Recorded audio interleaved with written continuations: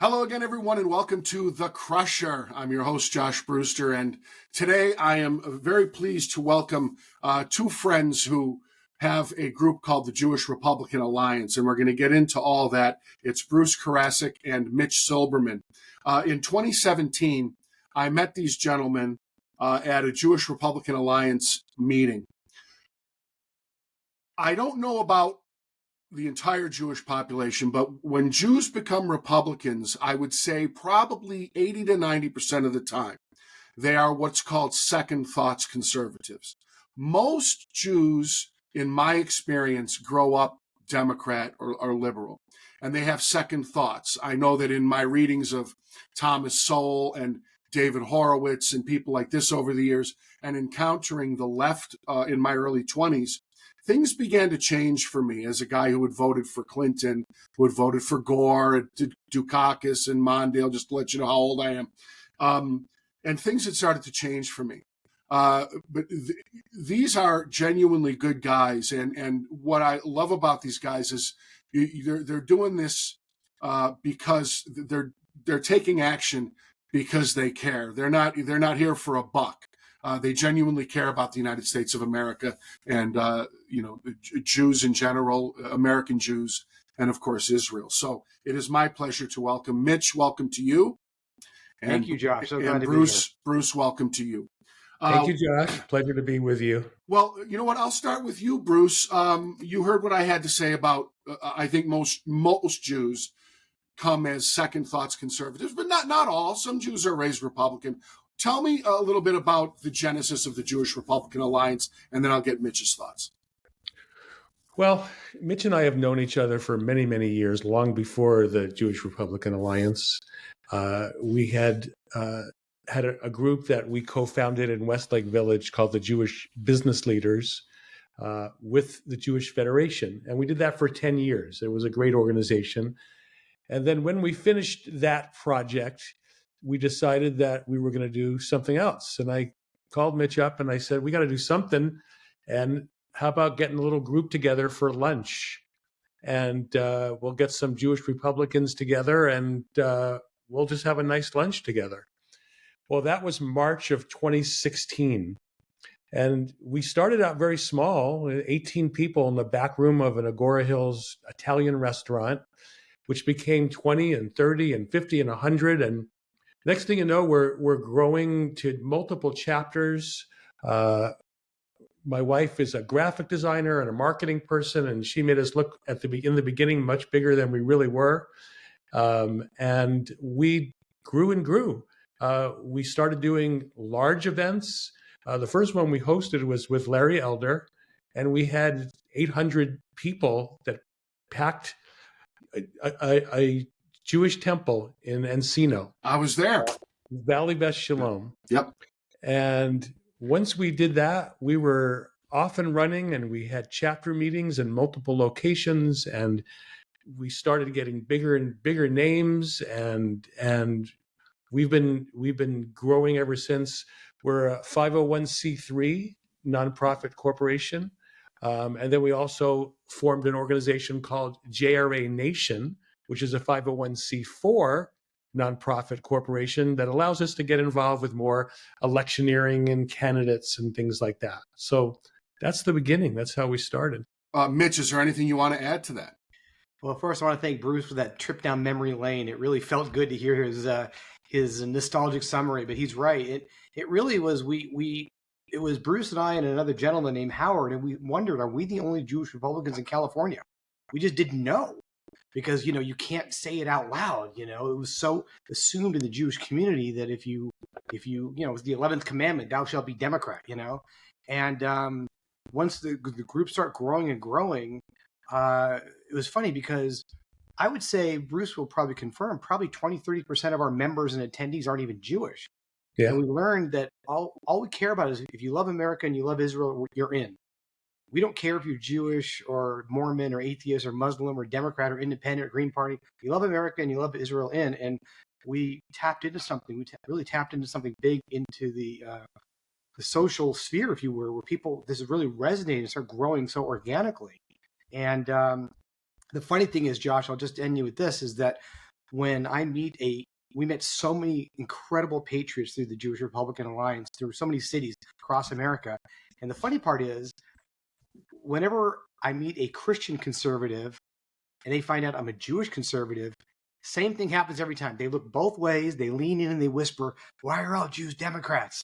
Because they just don't understand it. Wow. And that's a whole discussion in and of itself, but Well- we're truly blessed. Well, I don't know if you've ever read it, but none other than Norman Podhoretz, famous Jewish conservative who started the very important Commentary magazine 195 years ago. It's more like 70 years ago.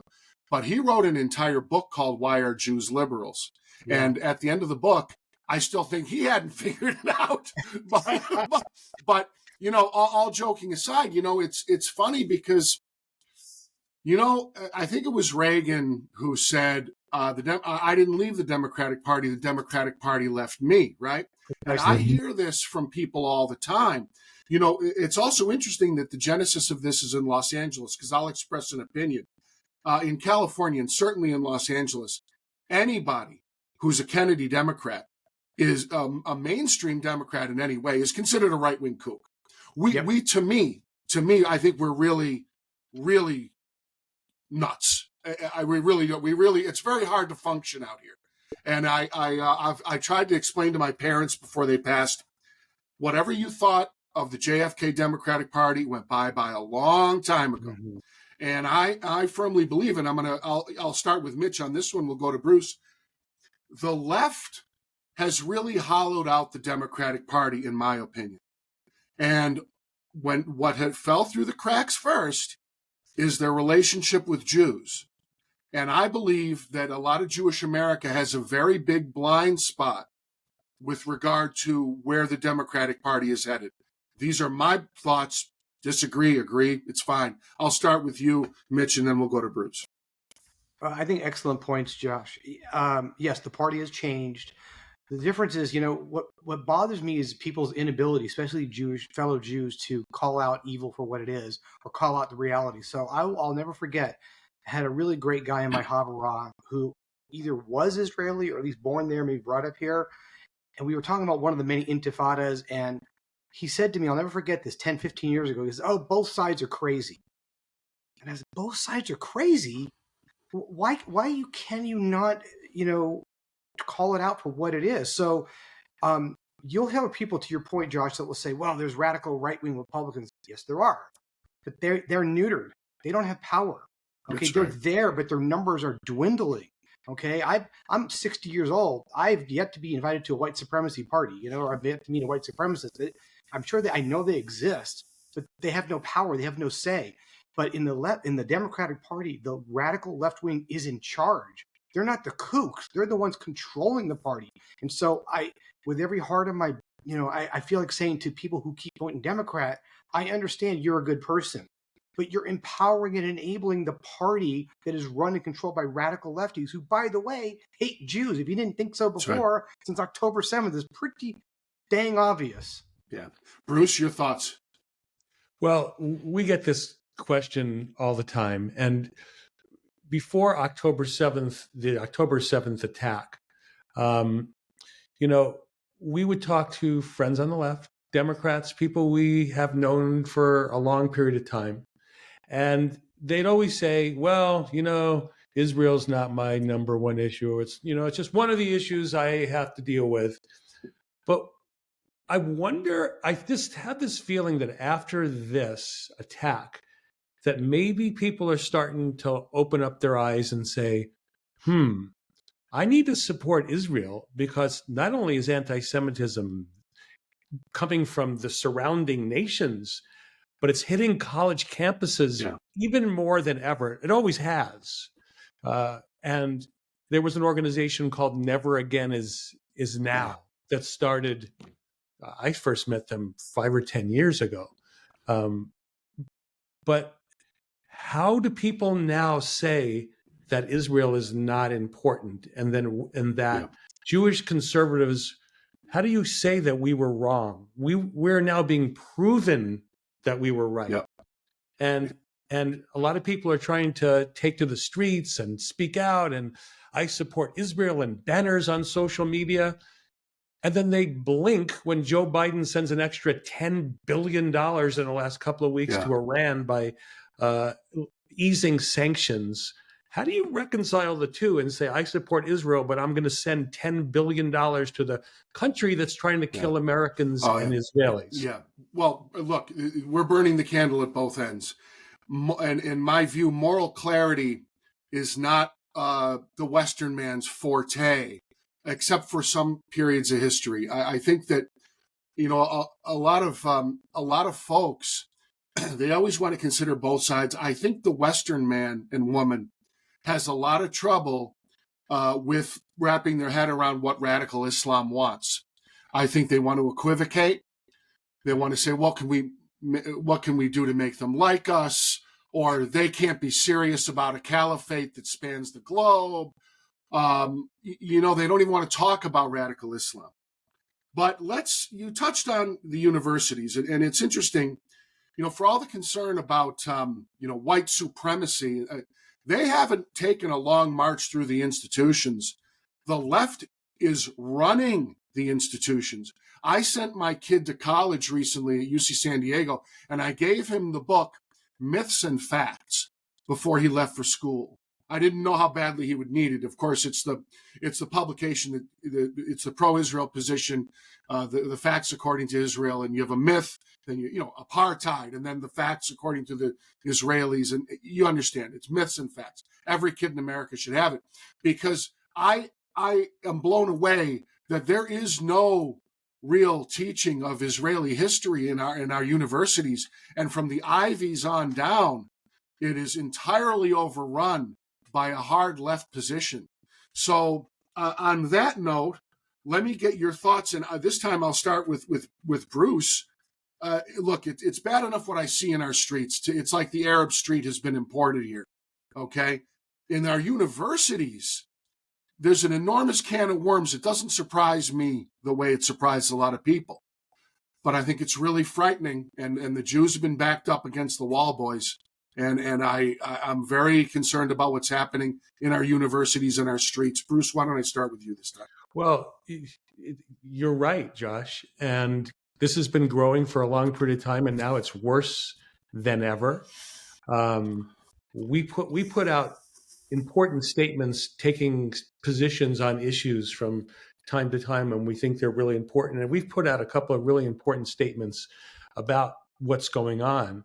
And in our last statement, we called for the complete banning of any federal and state funding to a college, university, or school who supports or allows anti-Semitism to take place on any campus of any kind. Money talks. If they stop all this funding, they will have no choice but to succumb to doing the right thing. And let me make one other thing that's really clear.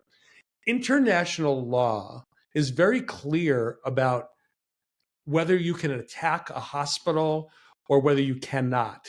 Hospitals are off grounds, except if a terrorist group invades the hospital, takes over the hospital, or is using it as a base, then that becomes no longer a protected institution. And international law is really clear about that. And I'm not sure that's being taught in the schools. Mitch, your thoughts? Yeah, I had a different perspective recently about the college students. You know, if you have I love dogs, okay? And and I love Rottweilers. I don't own one, but I love Rottweilers. But they have a bad reputation for attacking people, only if they've been trained to attack, okay? Same with these students. I can be upset with the students, of course, but they've been trained to attack. And we're all easily shaped. Listen, hatred is taught. No child hates another child because of a different race, religion, color. It's taught. Yep. These students have been taught to hate Jews. They've been taught to hate Israelis. So am I upset with them? Yeah, but my anger isn't directed towards them. It's the professors, and it's not even just university professors. It's now starting in, middle schools and high schools. They've been taught to hate Jews. They've been taught to hate Israel. And the shocking part is, Josh, I'll end up with this. For years, we've watched this snowflake culture that words are violence, and I need a safe space. Ben Shapiro's going to speak at our, because his words are so dangerous. And then they inflict real physical danger on Jews, and the college just shrugs and goes, well, you know, freedom of speech. It's truly startling. Well, let me make a couple points. First of all, you guys hosted Ben. I was one of the first people to interview Ben early in his career, around 2012. When I stop and think about 40 years ago, if William F. Buckley showed up at a college, they wouldn't need $500,000 worth of security. Okay, we weren't so batshit crazy that we couldn't handle the idea that a conservative was going to come talk. Somebody might protest, but to have $500,000, people are throwing Molotov cocktails. Now, here's the thing. Look, Bruce makes a good point about these hospitals. Ever since 1973, the Yom Kippur War, they don't line up armies to fight the Jewish state anymore. They just attack innocents. That's what Yasser Arafat told him to do.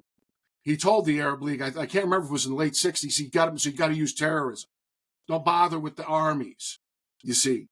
So now you're in a dangerous situation, and Bruce is 100% right to point out these hospitals, and yes, they use hospitals, and yes, they use children's playgrounds, and yes, they use children's schools, so let's just cut the nonsense. Now, I have said over and over again, and I don't know, I guess people are starting to get it.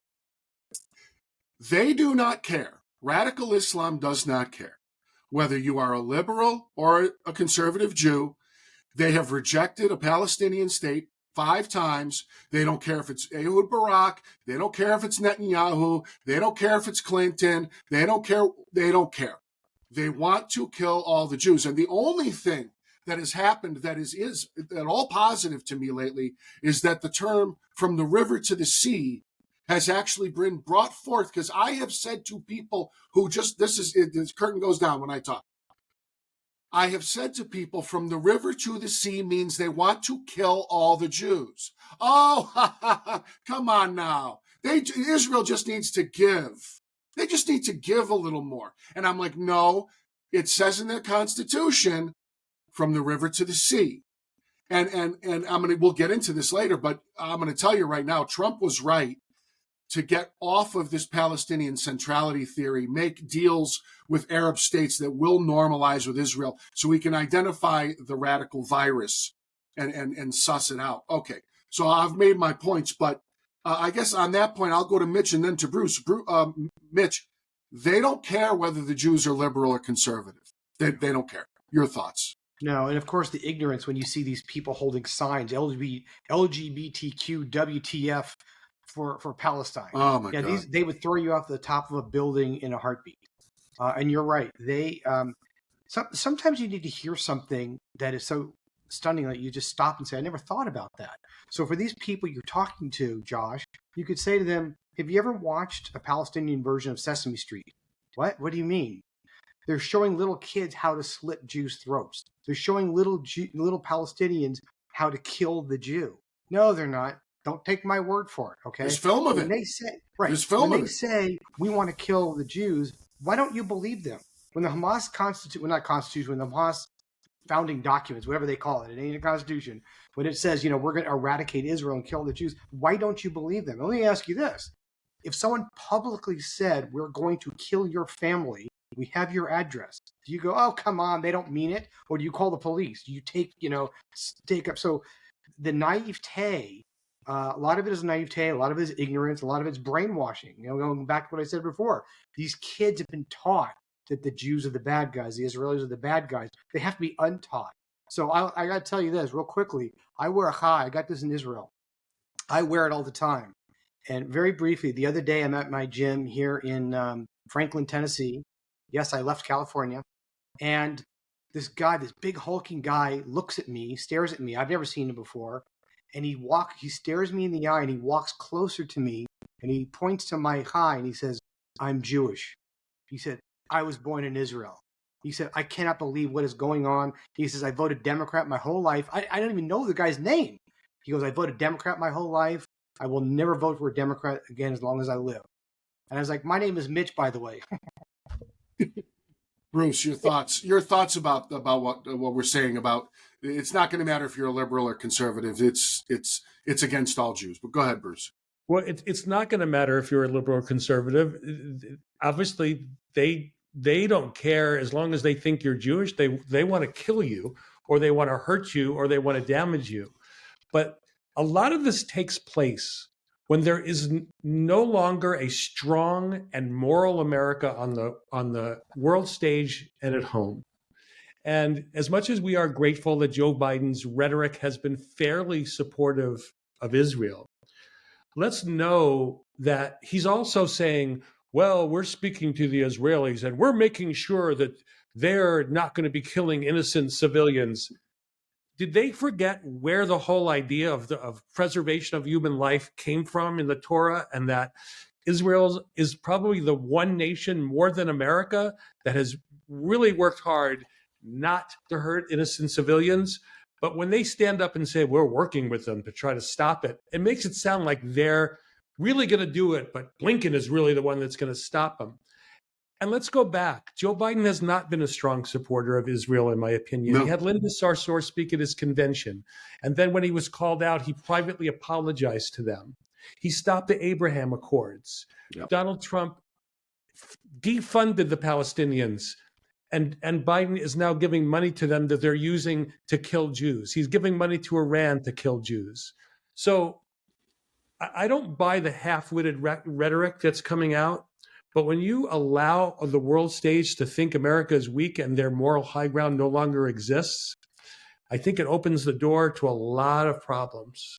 Oh, Bruce, 100%. And by the way, that filthy animal Nasrallah from Hezbollah pointed to our exit from Afghanistan when this all happened, and what he wants to do. I'm of the opinion that the head of the snake has to be cut off in Iran. That's a discussion for other hours here. But I'm going to say this. I watch, look, AIPAC has a lot to navigate. They have to be good to both Democrats and Republicans. I kind of get it. But, this effusive, let's support Joe Biden. Look, they asked Karine Jean-Pierre about anti-Semitism, and she pivots to, oh, yeah, we're going to do something about Islamophobia. It's like I'm watching a Second City or Saturday Night Live bit. It's like, what do you think about anti-Semitism? Oh, we're doing everything we can about Islamophobia. It's like a comedy game where she doesn't hear. You know what I'm saying, Bruce? I think Jews are kind of delusional about, some of these Jewish organizations, Bruce. They're kind of delusional, and they're not. I don't think they're strong enough in fighting back. I know they're appalled. But come on, what are we going to do about this? Well, this is not new. Yeah. It's just becoming more apparent because the stakes are so much higher. But this is not new. Mitch and I have been saying this for years in our speeches and on our shows, and every chance we get, we've been saying that. But getting back to the education portion of it and what we're fighting for. The 69-year-old man that was killed on the corner of Westlake Boulevard and Thousand Oaks Boulevard in Westlake Village and hit in the teeth with a megaphone and fell backwards was killed by a college professor. That's right. I think he teaches at Moore Park College or CSUN in the computer department. It's not a hate crime. Did you read that, Bruce? No, I didn't. Already said it's not a hate crime. Not a hate crime. Nope. And so I always like, I learned this from Alan Dershowitz, and I think who's been a speaker and someone we've known closely. And he said he likes to use the shoe on the other foot test. And I think that's really good because if you substitute Jews for any other, I'll call it a minority group because we're very small. If you substitute blacks, Mexicans, women's, homosexuals, gays, whatever protected group that has really risen up, and you had the same thing said about them that they're saying about Jews, where Jews can't walk the streets, they have to be afraid of being attacked, the whole country would rise up to protect them. Yep. But somehow that's not happening for Jews. I don't understand why. Okay, so on that note, and you're 100% right, if it was any other minority, it would be a hate crime immediately. And by the way, where are the feminists when women are being raped and dragged through the streets? Where are all these feminists? I mean, and it's chilling to think when the Jews find out they don't have as many friends as they thought they did. But I got to turn to this topic. Mitch, I'll have you discuss this. I've seen your statements. I agree with your statements. We need your statements. How do we fight? The Jews are being backed up to a wall, okay? And it's just not time for talk. I believe we have to launch civil suits about what's going on in these universities. These are civil rights violations, I believe. This isn't about freedom of speech. If they were saying the same things about any other minorities, these university professors would find the stones to do something about some of this. But there are other areas. I think that what's happening here is a lot of the pro-Hamas crowd is going to want to make it miserable for my kid and your kid to study at college and for us to function. And I believe, and I'm not talking about fighting mob fights in the streets. I'm not talking about anything like that. I'm not talking about physical fight. We have to fight. We are being shoved up against the wall, Mitch, and I want to get your thoughts on that. Well, there's many levels of fighting, and you're right. We're not calling for fisticuffs. However, one way of fighting is the 300,000 people that showed up last week in D.C. Okay, which, by the way, the fake news lying media, again, I still read the Ventura County News daily, and they showed a picture of it buried on page 8. And the picture showed like maybe a couple of dozen people. So if all you do is skim the headlines, it looks like, well, I guess a few people showed up at D.C. to support Israel. It is so dishonest. So you fight by showing up. You fight by proudly wearing your chai or your Star of David. You fight by having mezuzahs on your doors, okay? You also fight, there's a lot of attorneys. I'm not an attorney, but there are attorneys that I like your idea about suing the colleges. I also like what Bruce mentioned earlier about money. Money talks. You know, some of these billionaires are stepping up, and on one hand, I'm grateful. On the other hand, I'm a little dismayed. Like, first of all, what took you so long to wake up? But second of all, what's with this talk of we may have to cut back? We may have to? They're calling for death of Jews at college campuses, and you're debating whether to continue funding Harvard or Yale. So you got to fight with money. You got to fight with legal. You got to fight with show of force. You got to fight by just showing up. We do it. We have our show, JRA loudspeaker. We have in-person events. We put out statements. I mean, everything. This is all hands on deck. But we're not going quietly into the night. Well, that's on that note. I want to actually change topics, but before to California. But before I do, Bruce, is there anything that you want to add on the subject of fighting back? Yeah, I think fear is our enemy. That's right. And I think a lot of people are trying to protect their living rather than speaking out. There are very influential people in Hollywood that could unite behind this cause and speak out and influence people. When I say Hollywood, I mean the entertainment industry. And those people have influence over world opinion, over the United States opinion. And they're afraid to ostracize people who won't go to their movies or watch their shows, so they don't speak out. And, people go to the rallies, and it's really nice to go to a rally, but, there's only 300,000 or 200,000 to go to Washington, D.C. And you know why? Because when these Hamas supporting people go to a rally, they know Jews will not attack them. Jews are a little bit fearful, like, I'm going to go to a rally and then what's going to happen? Am I going to get attacked? Am I going to have the government crack down on me because I'm protesting improperly? Like this whole January 6th thing that was kind of a little bit concerning about some of the footage that's now coming out as to what may have really happened there. And obviously we don't stand for any violence at all. The Jewish Republican Alliance and Mitch and I personally would never stand for doing anything unlawful or violent. But as Mitch said, money will talk, education will talk, and influence will talk. Well, I'll tell you what, I'm glad you brought up the entertainment industry because this is another point of major disappointment for people who always have something to say, except except when Jews are being killed. Now, on that note, guys, we're going to finish today with a little discussion of California. California, what's happening in California, in my view, is a choice. I was in Boston. I don't see the tents. There's no Republican influence there. Home in Buffalo, New York, there's no Republican influence there. There's no tents. This is just the tip of the iceberg. I think California is, I moved here 26 years ago. I didn't come here to bitch and complain about it. It was the most beautiful place, but it's a choice. What's happened out here is a choice.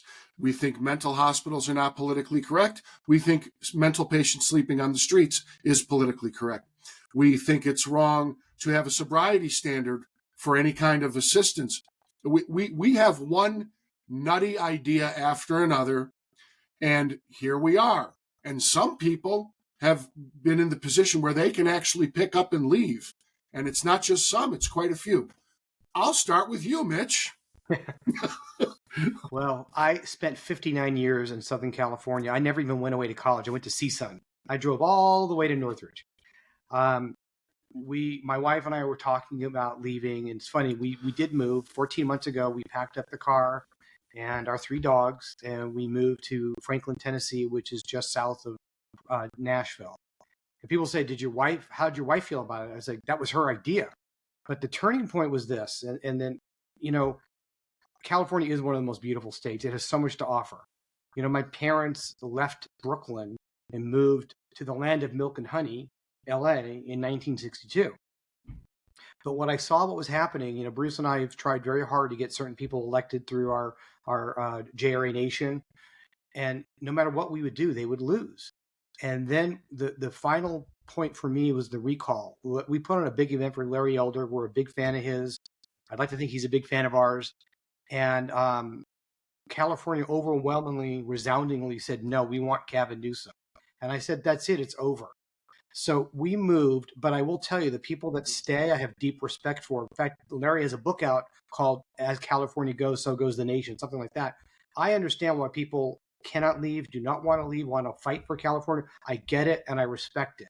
Because what happens in California is like a virus that spreads across the country. So for those of you still living and fighting in California, God bless you. It's important what you do, and it's very concerning.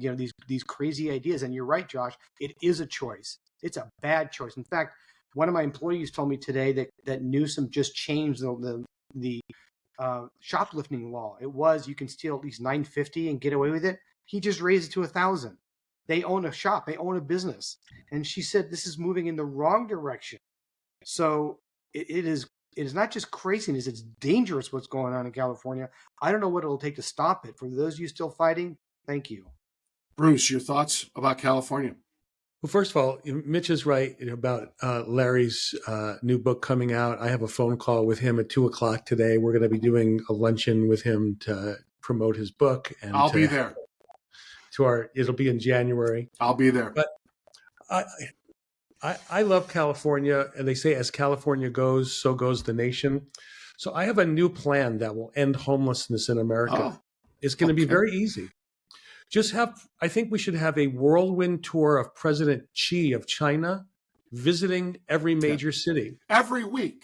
Every week, just go to another major city in America. They clean it right up. Everything is fine. Clean it right up. It's like that'll end homelessness. My God. In a week, people will say like, "Wow, how did that happen?" Well, President Xi's coming to town, so we're going to put on our Sunday best. Listen. Go ahead. No, please finish your thought. And so, all kidding aside, we had a homeless problem in Thousand Oaks that was pretty bad, and then our local mayor, Kevin McNamee, got involved, who's also a friend of JRA and a JRA member, and the local city council got involved. They cleaned the whole thing up. And all the chants were like, we can't legally do it, we can't do it, we can't do it. But meanwhile, we're sending humanitarian money to Gaza. But if you walk in any major city in the United States, you see people sitting on the street, diseased, homeless. They need to be taken care of. And they're talking to the sky And that's totally ignored unless President Xi comes to town. Bruce, I got to jump in on that front. And I'll have to be brief because this could go on for hours. I'll be here until the cows come home. We spend billions in LA alone. I'm not talking national. I'm talking in LA for people to hire social workers and have all kinds of agencies that are going to fix the homeless problem. They're making millions and millions of our tax dollars. They haven't gotten one person off the street. It's doubled and tripled upon itself. And you listen to Gavin Newsom, and by the way, the guy who points this out is Adam Carolla, and you need to find a way to get him to appear for you because he's real clear. And he always mentions, he says, Newsom came on his show and said, "Oh, the homeless is working class women and their kids." Well, I'll take you to any encampment you want. It's people lying around. They're mentally ill, which is sad, or they're addicted, or both, and they want to live in an open air drug supermarket. That's what it is. And we don't have what it takes to say we need mental hospitals, and Medicare or Medicaid should pay for treatment, and you're giving billions. Where did it go? Where does it go? It's the homeless industrial complex, and there's people making a ton of money, and we sit here like, oh, well, we can't do anything with any, but it's like you were joking. Have Xi come to town every week, because it's funny how complicated it is, but when Xi comes to town, it's real simple. They'll clean it for a communist dictator, but not for you peasants and serfs that live here. Socialism for thee, not for me. Well, not only mental illness and drug addiction, but we've talked to physicians, we've talked to veterinarians. I had a conversation with a longtime, very successful veterinarian who owns a large veterinary hospital in Los Angeles. And he said he's been doing it for like 40 years. He's seeing diseases in animals that are being spread by the homeless population because in California, you don't get a lot of rain. But he's seeing things that he's never seen before. So it's spreading disease as well to our population. And all these things are suddenly coming up, like plague and other things that, and they're names that I can't even pronounce. So it's very serious that we need to take care of this. Yeah, no, absolutely. And it's all very complicated because we make it complicated. Two guys who make it very uncomplicated are Mitch Silberman and Bruce Karasik. So why don't you guys tell me where folks can find you online and elsewhere? And I want to emphasize, if you're still listening to this at this point, you don't have to be Jewish, you don't have to be a Republican, but the Jewish Republican Alliance has a whole lot for you. And they've had guys like Larry Elder, Dennis Prager, Ben Shapiro, on and on and on. And I really applaud their work. I will always be an ally of theirs. So, guys, why don't you tell us where we find JRA? Well, our website, very simple, www.jewishrepublicanalliance.org. And people sometimes get us confused. Josh, you got it right, but we're Jews first, jewishrepublicanalliance.org. And there's a YouTube channel with a lot of our past shows. And there's even jranation.org, but because we're a nonprofit, it's, don't put in .com, put in .org at the end. Bruce, anything you'd like to finish with? Yeah, I mean, we are a nonprofit. We have demand all over the country. Now we're from coast to coast. That's right. Mitch, exploding in the Nashville, Franklin area with his new chapter out there. Great. We have a chapter in Las Vegas. We have interest all over the place. So just because we're a nonprofit doesn't mean that we don't need funds to do what we do. And so if anybody would like to donate to a cause like ours, just go to jewishrepublicanalliance.org, click on the donate button.